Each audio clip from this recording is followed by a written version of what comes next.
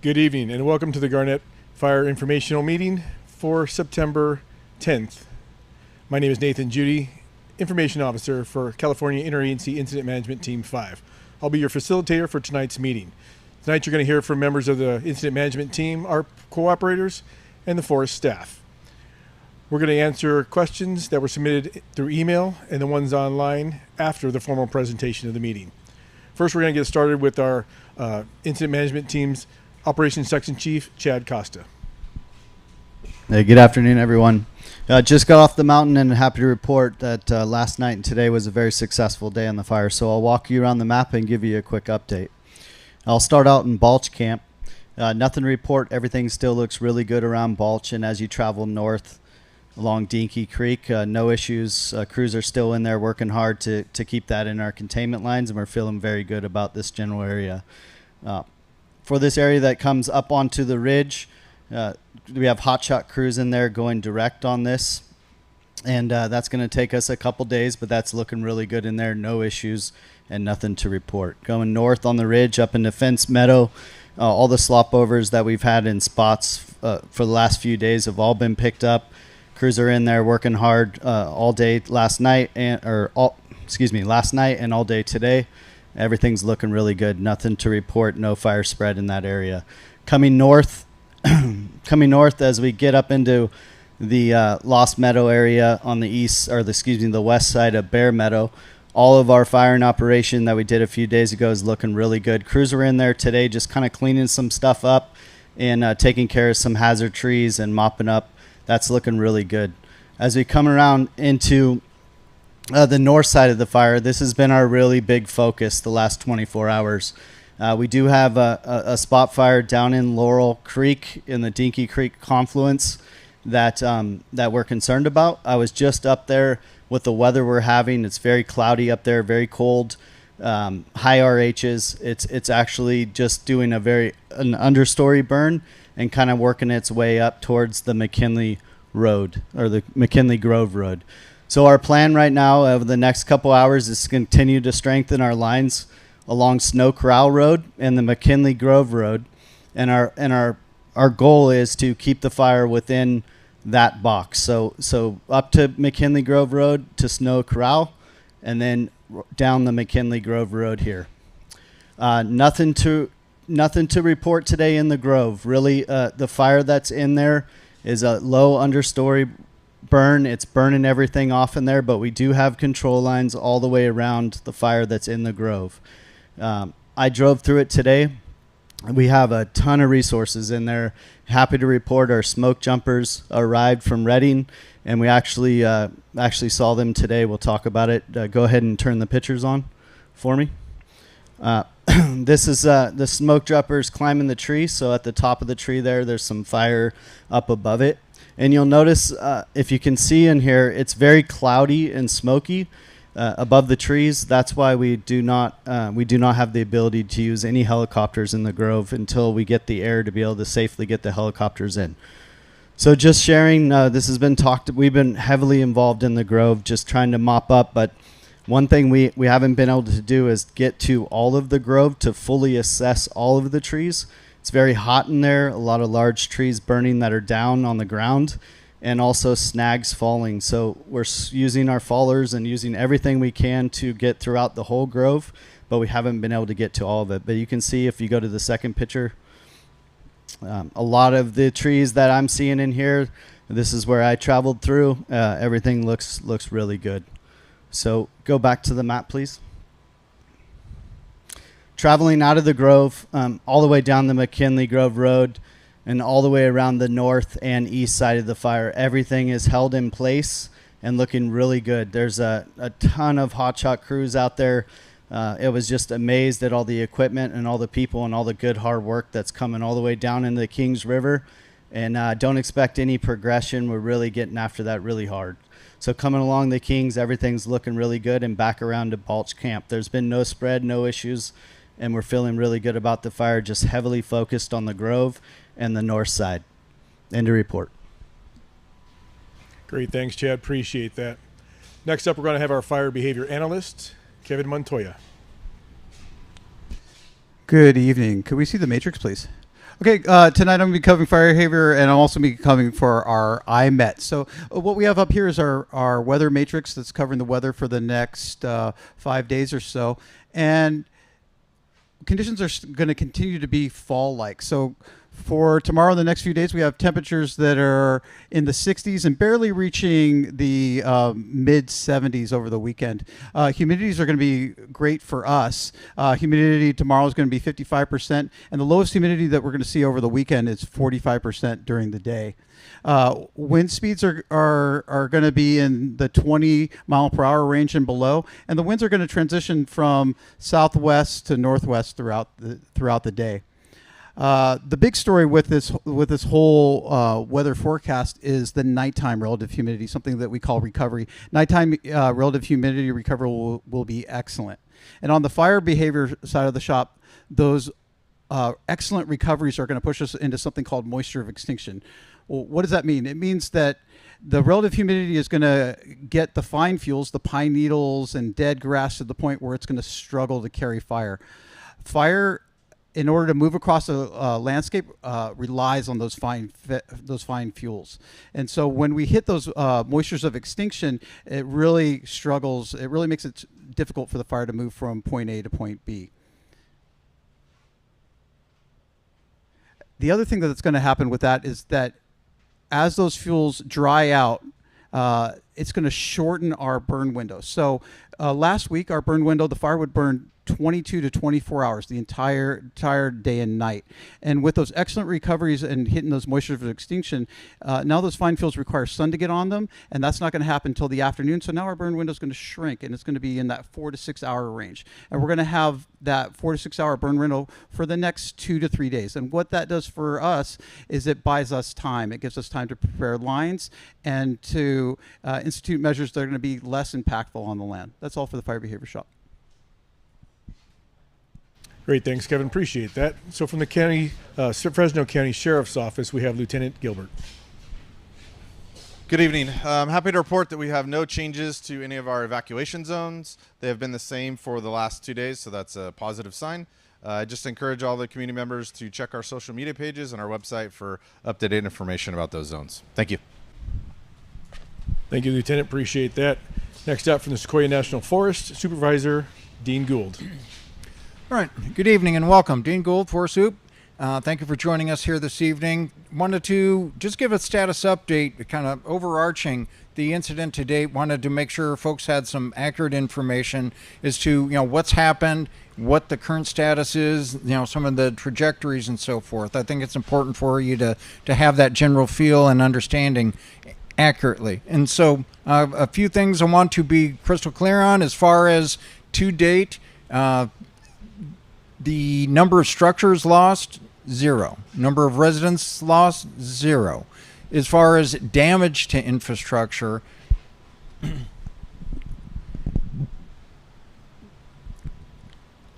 12 kV line coming across, certainly that's been damaged. PG&E is going to be replacing that. 230 kV lines up north. What's going to need to be done there? They were de-energized. Those are metal structures.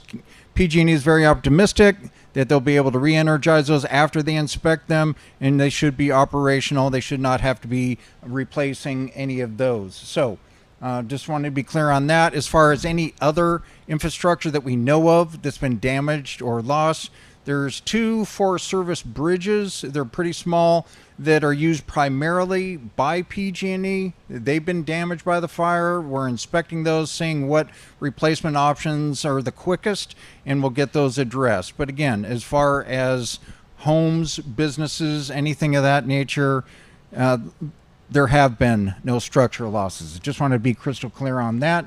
There certainly are additional residences at risk further up, but as operations explained, it's looking very good on that north and northwest portion of the incident. They're really going after that very aggressively. We're just at 3,000 personnel assigned now. That is going to continue to grow, and not just the number. Again, it's a type of personnel, the exact type of people we need, as Ops talked about. Ground troops, smoke jumpers, really specialized skills. to really button up on these last pieces that we need to. So that's what I wanted to share. There is the lieutenant mentioned as far as the evacuation status. Our current forest closure for this area, the partial area closure, that is going to need to be extended, obviously, because the fire has grown and because our previous closure was just going up to McKinley Grove Road. So we're going to have to extend that. It's just going to bump up primarily to the north, just to really very closely match to the evacuation frame that the sheriff's office has. There's going to be very little differential in that regard. And as is always the case, always going to be backing that off piece by piece as fast as we can as soon as we have portions of this buttoned up and are safe to take that forest order taken off. But we're doing that obviously again in close coordination with the incident management team and with the sheriff's office. With that, have a good evening. Thank you, Supervisor. Appreciate that. Next up from Incident Management Team 5, our Incident Commander, Alex McBath. All right, good evening, everybody. Like Nathan said, my name is Alex McBath. I'm Incident Commander, California Incident Management Team 5, and proud to serve you. Over the last few days that we've taken this fire, I'm really proud of what the team's accomplished. We are moving forward. We are accomplishing a ton of work, and I will tell you that what I said last night is true. We want to give you accurate, timely information. So last night a question came up about containment. Why hasn't containment numbers changed? How do we calculate that? So the first thing I want to talk to you about is what containment means. So when you see black line on this map, it's showing contained. That means that the resources are comfortable that that piece of the fire will not move past those lines. Doesn't mean it won't, but they're comfortable and they're feeling like, yep, we need to continue working here, but this line is looking really good and won't move anymore. So accurate. I'm going to give you some numbers.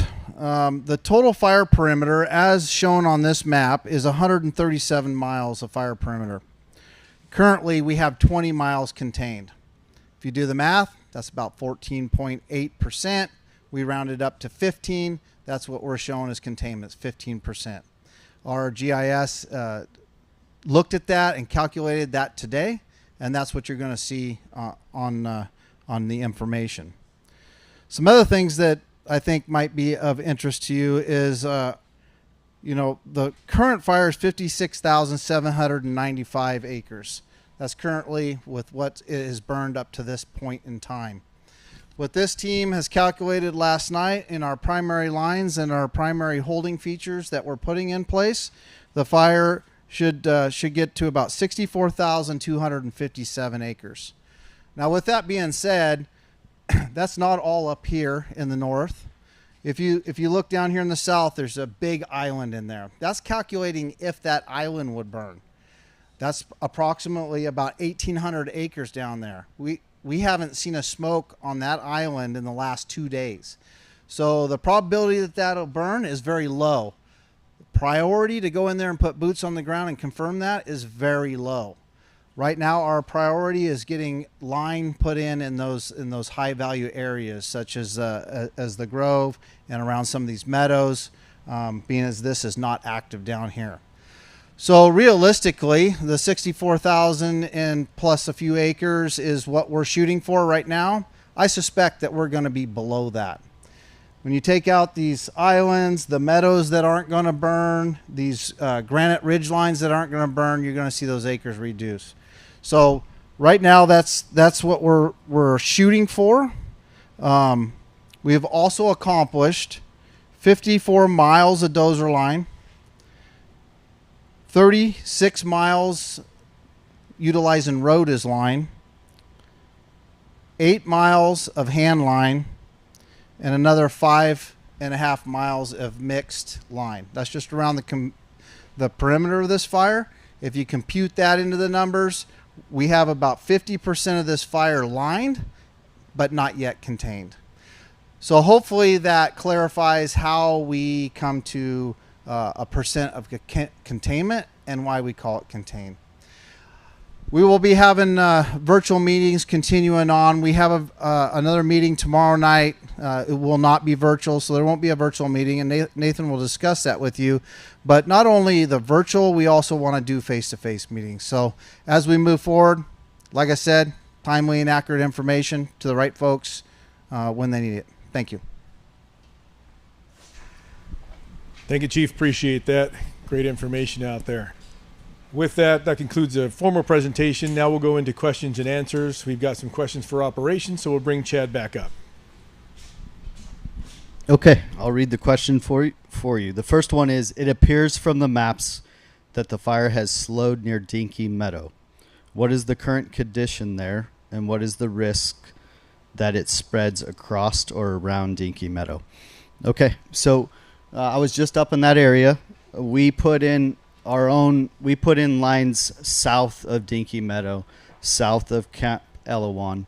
So there is no fire in Dinky Meadow, and there's no fire in those cabins and in Camp Elawan. So we have fired those lines. We have put fire on the ground so that if the fire comes out of Dinky Creek in that Laurel Creek area, there will be black in there. So we are confident that the fire will not get into Dinky Meadow and Camp Elawan. However, we also have multiple fire engines in there, and they're prepared and prepped for anything, if any spots or anything landed in there. So very confident with that area. A second question is China Peak the only base camp being used right now? No, China Peak is being used for all of our resources that are on the north side of the fire, so they do not have to drive all the way to Avocado Lake, where we currently are. So we actually have 3 places that people are being taken care of, our firefighters. China Peak, as spoken, here in Avocado Lake, and also in Lake Washon. Am I saying that right?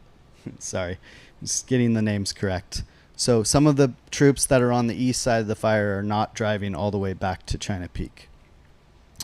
Third question, what is being done to stop the progression of the fire to the west into Blue Canyon? Good question. Blue Canyon's been, if not the top, but definitely in the top 2 priority of this team when we've taken this fire over, and Team 10. We're very confident with our lines on the west side of the fire, and we're heavily staffing that in day and night shift to ensure that we don't have anything get into Blue Canyon. It's not shown on this specific map, but we also have a contingency line that's to the west. And our goal would be, if something did get out, that we would be able to use that line and keep it out of Blue Canyon. As it sits today and flying the last few days, nothing to report up there, and feeling very good about all the efforts that are going on the west side of the fire. So definitely do not want any fire in Blue Canyon. So that's a great question. I think I answered. I didn't ask the second part of the question. Said, if the fire enters into Blue Canyon, what is your plan and how will you protect the homes and property in Brett's Mountain, Sierra Cedars, and Granite Ridge areas? And that's that secondary containment line that we have in place, as well as a surge of multiple fire engines that would go into those communities to do structure, to protect the structures. The next question is, could you please go over how you protected McKinley Grove? Were any giant sequoia trees wrapped? Is it still a low intensity fire in the grove? And have any giant sequoia trees been scorched? Were the smoke jumpers able to put out the fires that were up in the canopy? So I believe I showed earlier, I'll start with the last part of the question. The smoke jumpers did arrive today, and they went this afternoon when I was up there. They got there, and by the time I made it back to Avocado Lake, I had a picture of them climbing a tree. So they got to work right away, as that's a high priority for us. So they are there, and they are working to extinguish those fires that the trees. I don't know how many are that need them, but they're working on it now. It says, have any giant sequoia trees been scorched? And this is important for the community to understand that the grove is a high priority for us, but it's also a very dangerous place for for our firefighters. In the pictures I showed, there was no fire in that area. The fire had been extinguished by all the sprinklers and the firefighters' efforts, so our firefighters and the smoke jumpers are in there. There's many areas of the Grove right now that still have what we're calling a low-intensity burn, but it's very hot, and we cannot get our firefighters in there because of the heat and also the snags, the trees, not the large giant sequoias that are falling down, but the smaller dead stuff in there that's falling down, and some limbs that have fallen. So it's the number one priority for us is our safety. So we have not made it throughout the whole Grove. We have not seen any giant sequoias that were completely scorched yet, but I just wanted to reiterate that we have not been able to do a full assessment of the whole Grove. And as far as protecting them, every giant sequoia that I walked around had handline around it, so they moved all the vegetation away from the trunk, and there were sprinklers going everywhere, which was keeping the ground wet and also raising the humidity. So that was a giant effort by the team before us, and appeared to be very successful in the parts of the Grove that I was able to see. I have not seen any I have not seen any recent reports issued specifically to Dinky Meadow and the cabins there. Where were the fires set on the north side of Dinky Mountain? Was it on the Edison land or further north? These are showing on watch duty, but not on the incident maps. So we did do our back burn in the Edison land, not further north, and we did bring that line just below Dinky Meadow and just below Camp Elowan. That is accurate, and everything's looking really good in there. And our back burn that we did a few days ago, we're continuing to improve on that, and everything in that area is looking really good. So hopefully I answered those questions, and I'll turn it over. Great, thanks, Chad. Appreciate that. We've got some questions for law enforcement, so we'll go ahead and bring back up Lieutenant Gilbert. Okay, I have a couple questions. If we got evacuation orders, will there be any safeguards to prevent looters? Yes, anytime we put a zone under an evacuation order, we'll have deputies patrolling 24 hours a day, 7 days a week to protect people's residences and their properties. The second question, if we get evacuation orders, will we be allowed into the area to gather belongings if we're not currently at the residence at the time of the evacuation order? So generally when we put a specific area into an evacuation order, it's because it's deemed unsafe for people to be in there due to the fire. So the answer is no. Prior to evacuation orders, we do evacuation warnings, which when you look at our map, those are all the sections that are in yellow.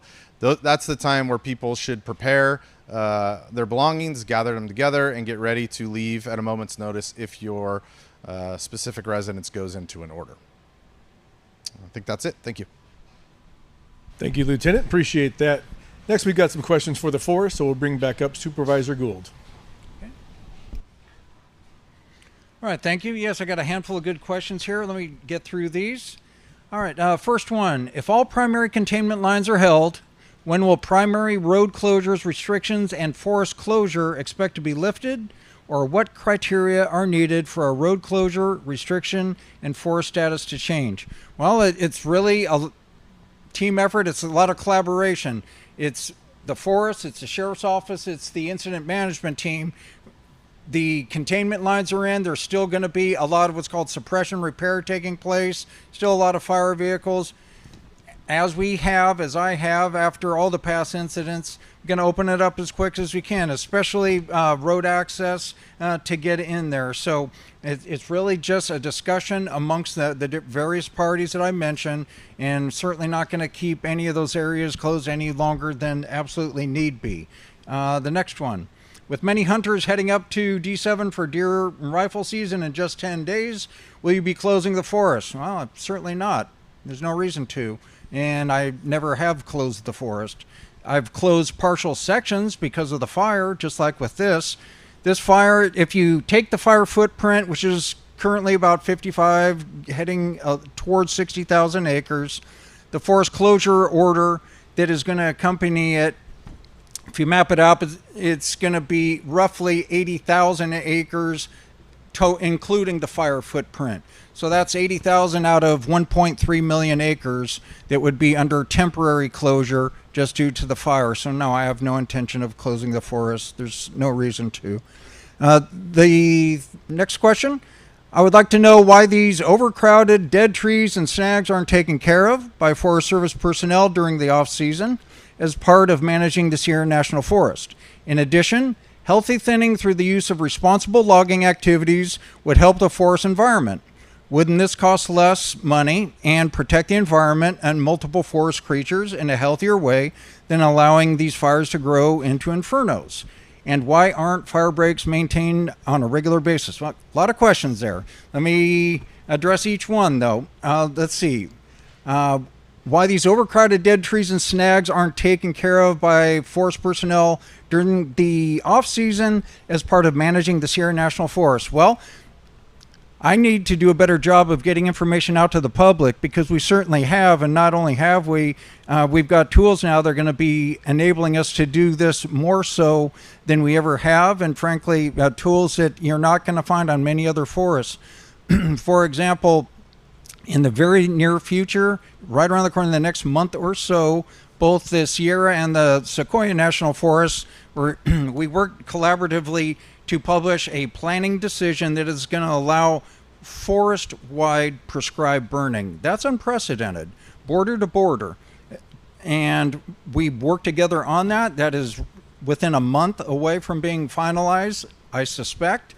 And so with that, we'll be able to increase our prescribed burning, which in the past has averaged 4,000 to 5,000 acres per year. That's going to give us the authority to do up to 50,000 over a 5-year period. Obviously, the average 10,000 acres a year. So that's at least double, if not more, per year on average going forward. So we're certainly upping our game in that regard. And just to put things into perspective in terms of the challenge that we're up against, Sierra National Forest, 1.3 million acres. Tree mortality, that took place somewhere between 50 to 60% of the forest. Quite literally, there are hundreds of millions of dead trees on up to 60% of the forest right now.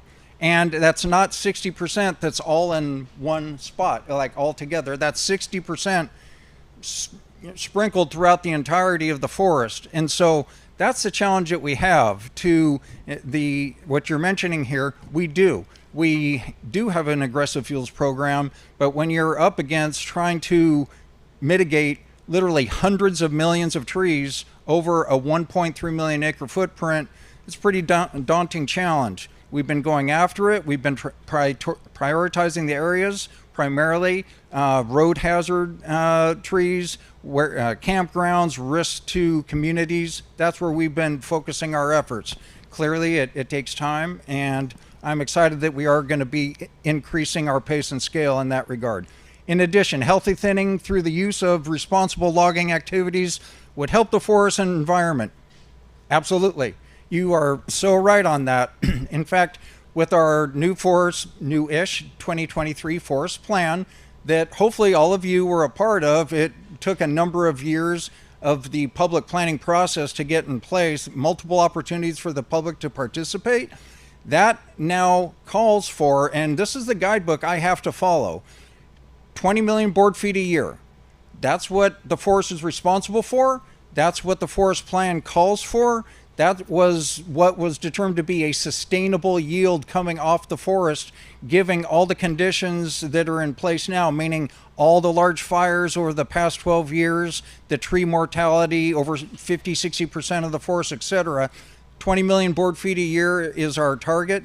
Clearly, with this fire now, with the Garnet fire taking place, we're going to be looking, we already are, at a very aggressive salvage logging program, because the clock's ticking against us. There's only a very limited amount of time to get those trees that are affected by this incident off the forest as quickly as possible while they still have merchantable timber value to them. So we're working on that very aggressively right now. So we will absolutely be logging. There's going to be a lot more of it, frankly, both because of this and with the forest plan calling for it. Let's see, wouldn't this cost less money and protect the environment and multiple forest creatures in a healthier way than allowing these fires to grow into infernos? Yes, you're right. And that's why we're doing it. I fully agree. You perhaps heard the phrase increase the pace and scale of these treatments. That's exactly what we're doing. Your assumption there is absolutely correct. And why aren't fuel breaks being maintained on a regular basis? Post Creek Fire, I could see that a lot of agencies were working very collaborative and working very hard on different aspects of fuel breaks, fuels treatments, and so forth, but it was not done as collaboratively as it could have. And so we've since stood up a strategic fuel break coalition, if you will, the counties that make up the forest, CAL FIRE, Fire Safe Councils, Yosemite Sequoia RCDC, Sierra Resource Conservation District, all of us working together to plan out, map out what is the best strategic fuel break plan for the forest-wide, border to border, and the surrounding communities, the border communities, identified that, and then see what the status of each is, develop a plan for each, develop a financing plan for each, and develop a maintenance plan for each. Again, over 1.3 million acres and the surrounding communities. That's a big task, but that you should be proud of the counties and all those stakeholders that I mentioned, because they are leaning very hard into that and making that happen. So those are definitely on the way up. I'm with Camp Elwyn at Dinky Creek. What is the process for requesting property access for winter shutdown? We would like to bring in a group here in the near future. I'm just summarizing a little bit. We have a lot to do to put things away for the winter and just prep it up for the winter season.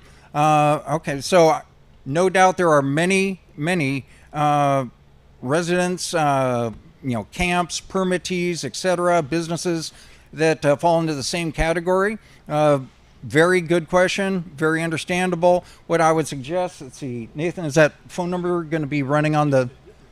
Okay, do look at the phone number on screen. Please contact the team, identify these needs, and share with them, what the need is, whether it's, buttoning things up for the season, if there's animals or things that need to be tended to, and, what sort of time frame you need. And we're going to get you in there, again, working with the sheriff, working with the incident management team, to get you in there as quickly and safely as we can. So we've been through this before, a bit of a race to get things both out and prepped for the winter season. And so we're going to help accommodate that as quickly as we can. And I believe that is all the questions I had right now. Thank you, Supervisor Gould. Appreciate that. So that concludes our question and answer portion of the meeting. We want to thank you for joining us. As Incident Commander McBath mentioned, we're going to have an in-person meeting tomorrow night. That's at 6 o'clock at the Shaver Lake Community Center. That's 41344 Toll House Road in Shaver Lake, California. So we will not have a virtual meeting tomorrow. Friday, we're looking at restarting the public meetings, the virtual public meetings. We are moving camps, and we're creating a new camp down in Harland. So we're going to try to make that meeting on Friday. If we're still moving camps, we might not have that meeting, but we will let you know on our social media accounts, on our NC web page. Take a look at those. You'll see if we're going to be able to have that virtual public meeting on Friday. If not, we'll have it on Saturday, Sunday, and we'll continue to have these virtual public meetings to get you the information you need and deserve on a daily basis. Thank you for joining us. I appreciate all of you. We'll talk to you soon.